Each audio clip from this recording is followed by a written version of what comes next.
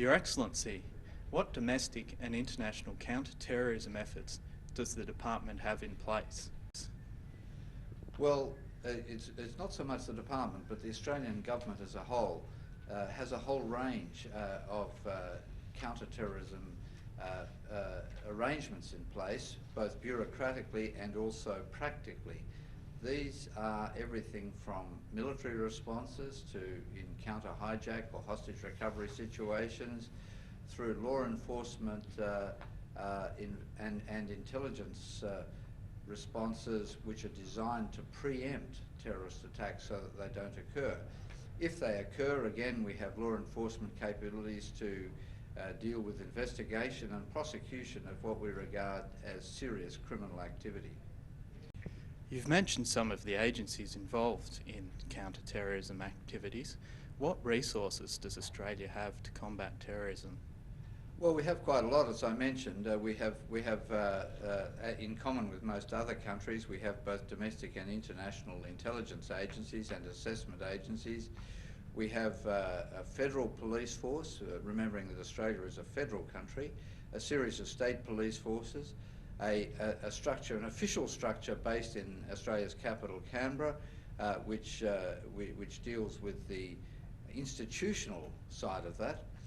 We have a military force which is trained also, or parts of our military force are trained in aspects of counter-terrorism and of course a wider group in counterinsurgency. They also have capabilities to deal with chemical, biological, radiological or nuclear attacks as well.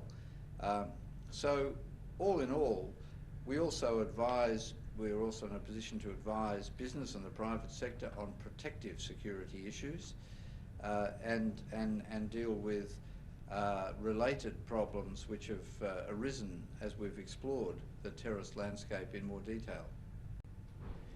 What are the core judgments that inform Australia's counter-terrorism strategy? Well, I think overall the level of threat. Terrorism is not a new phenomenon. Terrorism has been around for hundreds of years. But what we saw at 9/11 was a new form of terrorism, mass casualty terrorism empowered by technology and driven by a very flawed and distorted religious ideology. That was new.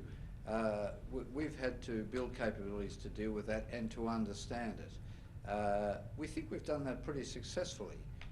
So we work obviously with like-minded countries overseas, our allies and our partners overseas, and jointly I think have been pretty successful. What the general public don't see is the attacks that don't occur. They're really only aware of those that do. But I can assure you that many more attacks have been preempted than in fact have taken place in recent years, and that's due to the increased capabilities thrown at the problem.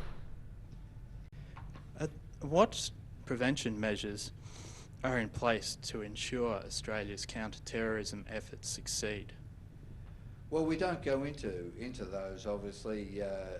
Specific prevention measures are often of a confidential nature, but you can be sure that they span the spectrum from intelligence, law enforcement, military, but also as I've mentioned before, a range of counter-radicalisation efforts, consultation with ethnic communities in Australia, counter-radicalisation projects in some countries of concern overseas, where those countries are happy to have our assistance in dealing with the sort of conditions that can breed extremism. So all up, it covers a fairly wide spectrum. And of course, it costs a lot of money. This is and it requires a lot of people, a lot of skills, and a lot of technology. Overall, though, I think we've made some fairly good strides over the last decade since 9/11, and in Australia's case, of course, since the Bligh bombings in 2002. Thank you, Your Excellency. My pleasure.